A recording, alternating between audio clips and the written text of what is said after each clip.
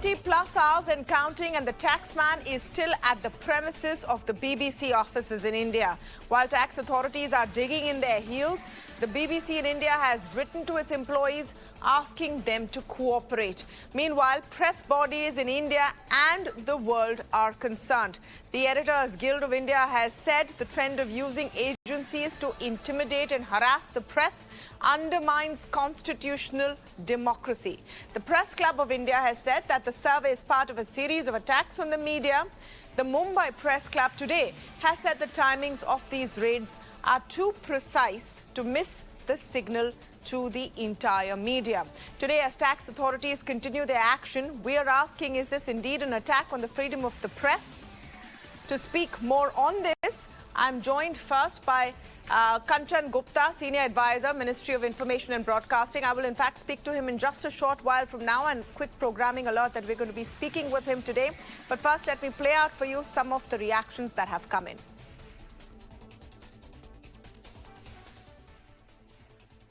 सरकार बिल्कुल बौखला गई है।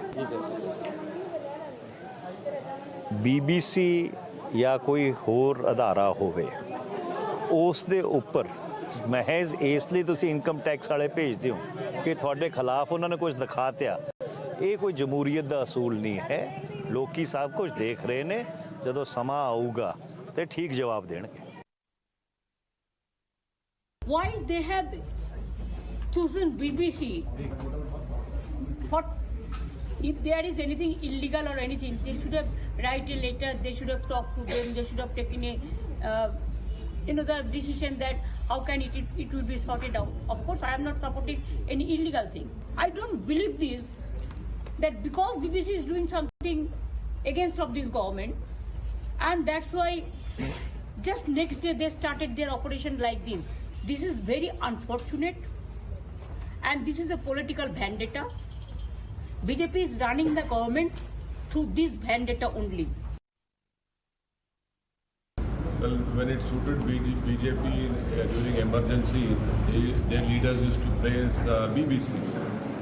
And in fact, now the leaders have quoted in his book that he used to listen to BBC radio while in jail in emergency, and then tell his BJP, then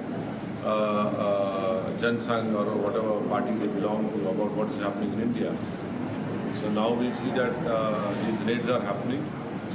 But I'm sure that the BBC will continue to show the truth to the people. The timing is absolutely wrong, and that is why the Press Club and the Editors Guild have issued a right statement about condemning these raids. India is on the rise. Sinister designs are there to set afloat a narrative by free fall of information. We have to be alert. This is another way of invasion.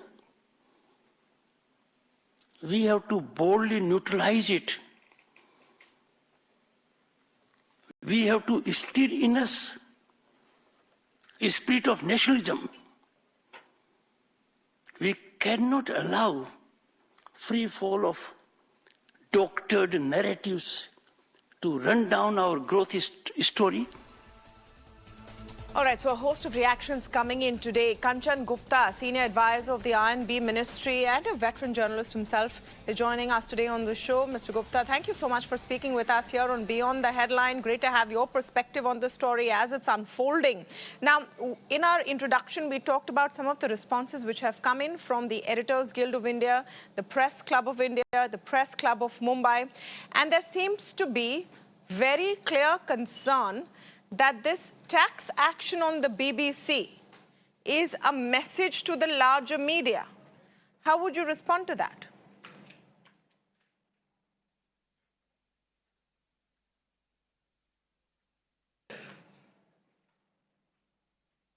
Mr. Gupta, I cannot hear you. I think you need to unmute. Yes, sorry.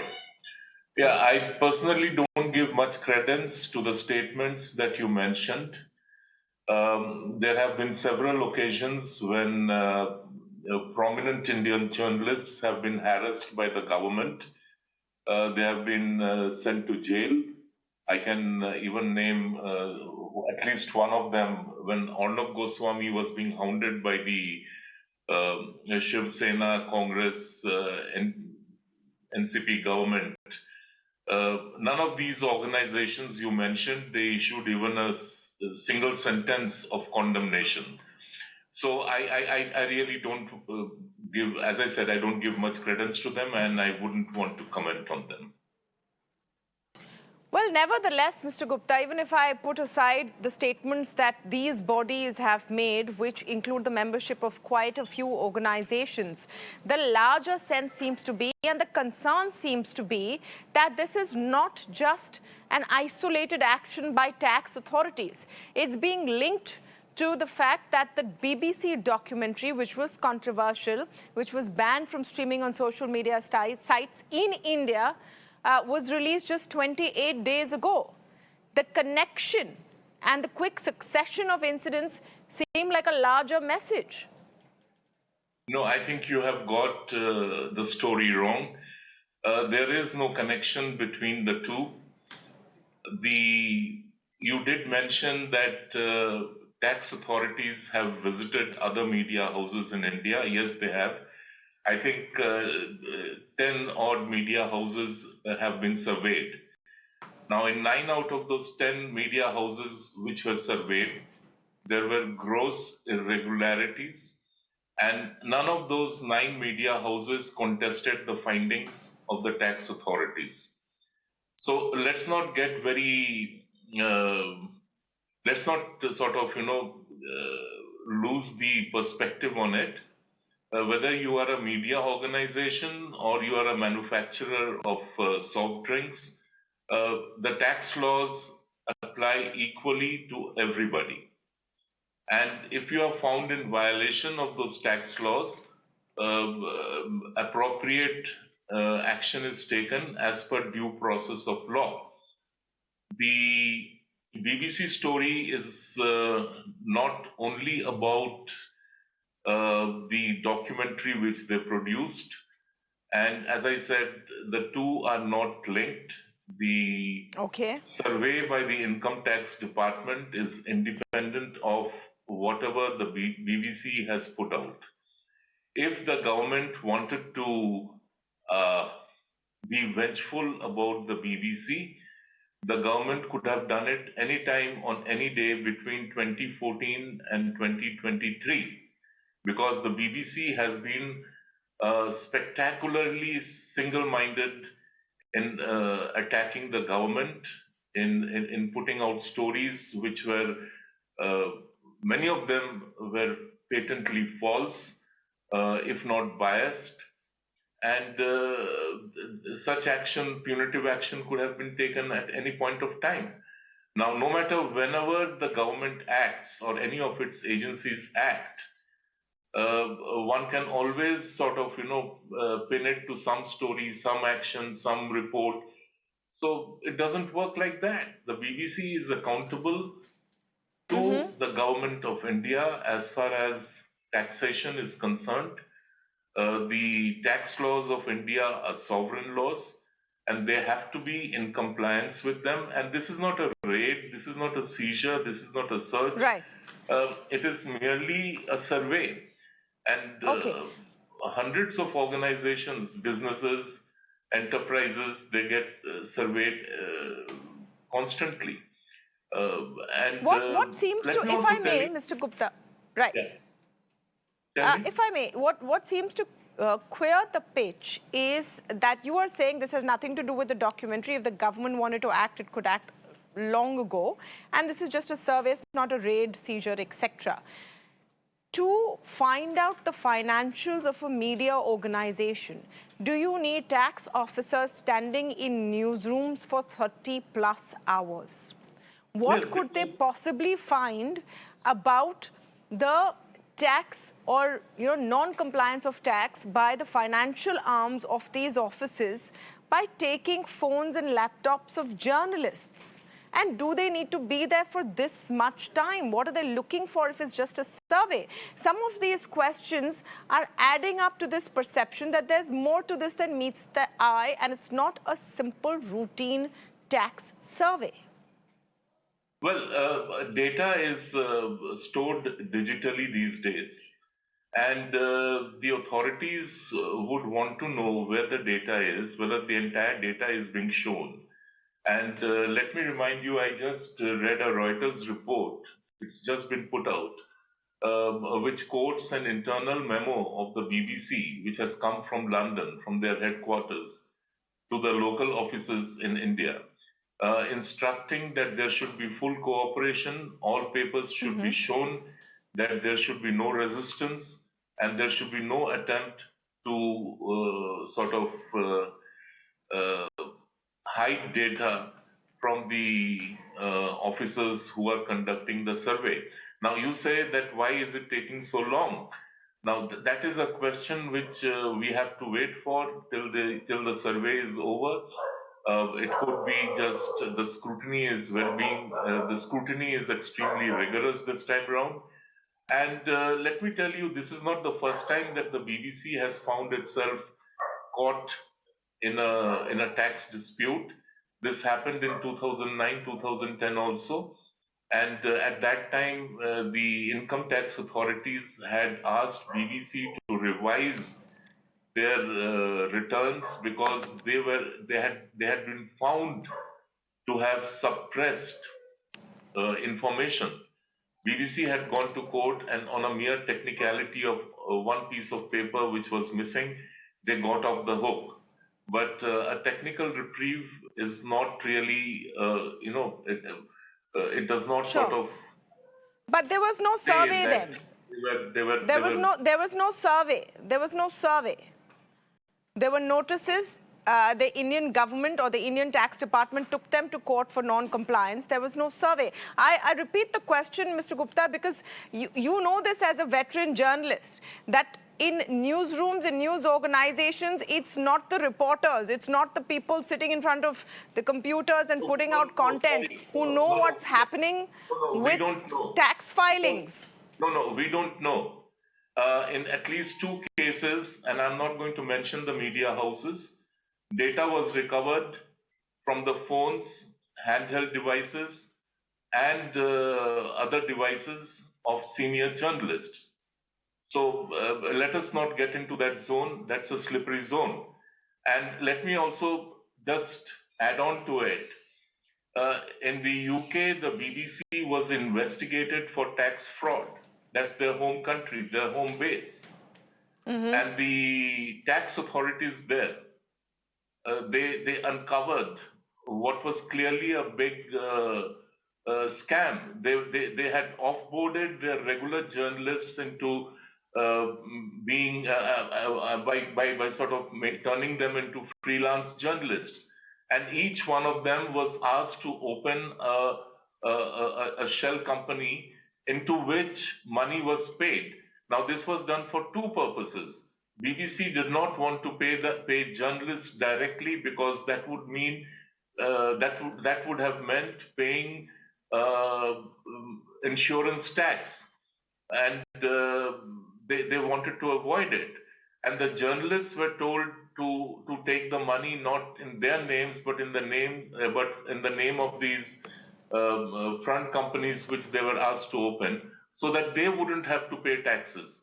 Now, the BBC actually kept aside, and this is not something very old, the BBC actually kept aside £12 million to pay the taxes and the punitive fines, those which were imposed. So BBC is not an entirely blemish-free organization when it comes to taxation. So we are looking at only what's happening in India.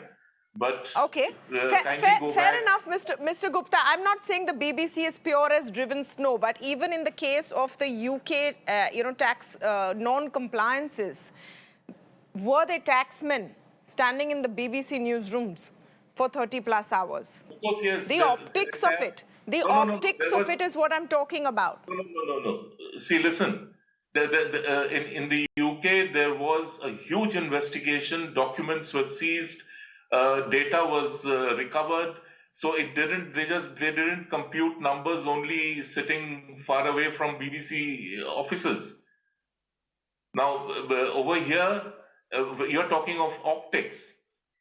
The government of India functions by following due process of law, and to say that the optics are wrong, I don't quite agree with it. The BBC Okay. is technically Britain's public broadcaster, but here it is registered as a foreign company.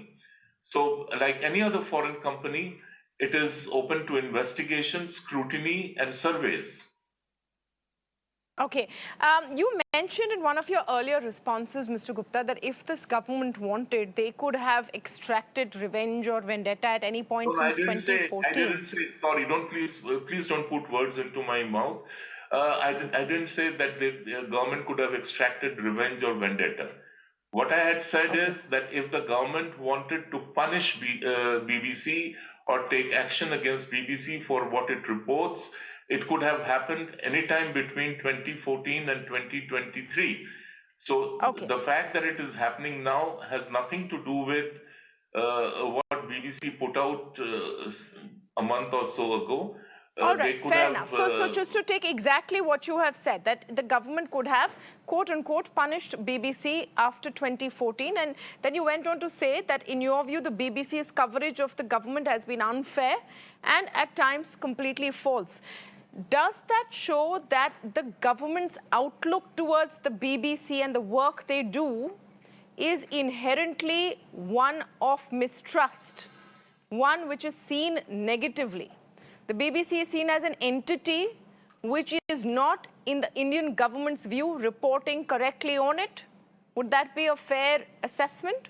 No, that's nothing to do with it. The BBC does what it does. The government does what it does. The government doesn't start spending time on tracking each and every story of BBC and trying to figure out whether it is a happy story, bad story, sad story. The point which I'm making is that the government of India rightly took offense to the two-part documentary, recent documentary, just as the government of India had taken offense to the documentary which BBC did on the Nirbhaya case. Whatever action was to be taken was taken.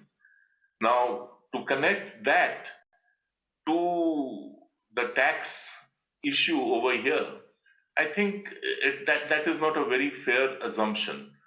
So I wouldn't want to go that way. So the official word is, in your view, there is no connection between the documentary, what happened then, and this tax survey.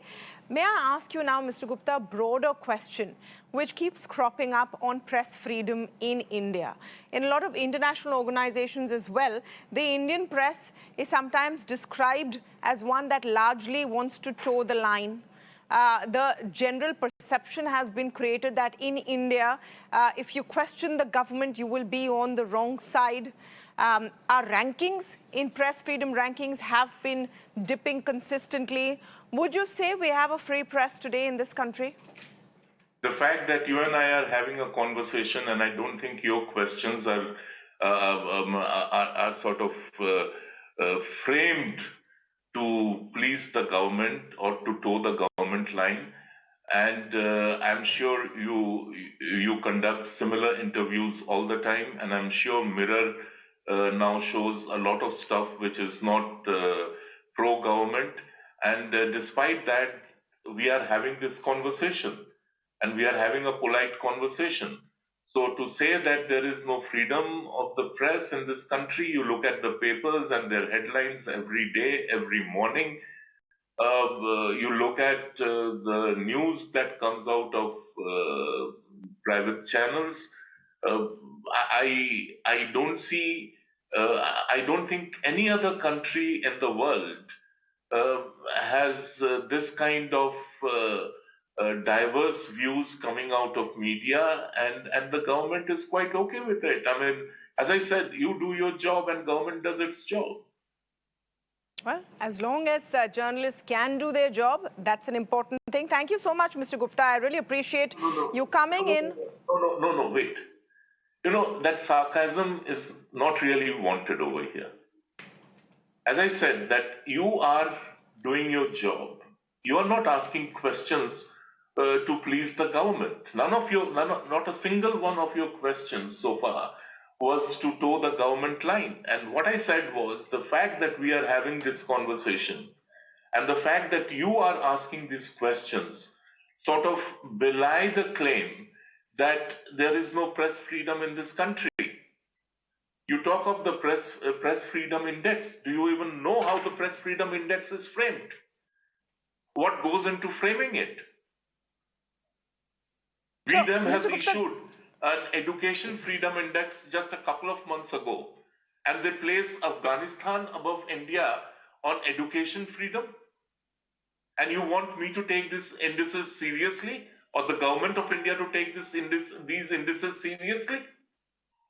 You want me to believe that there is greater education freedom in Afghanistan than in India? no, Mr. Look Gupta, at the rankings of the press freedom index. The countries which appear above India, do you even know what kind of a media scene do they have? Okay, so your position very clearly is that there is press freedom in India. Our conversation is proof of it. My point is that I hope then that definitely does continue. I want to thank you once again for coming in on the show and very candidly answering all of the questions that we've put to you this evening. All right.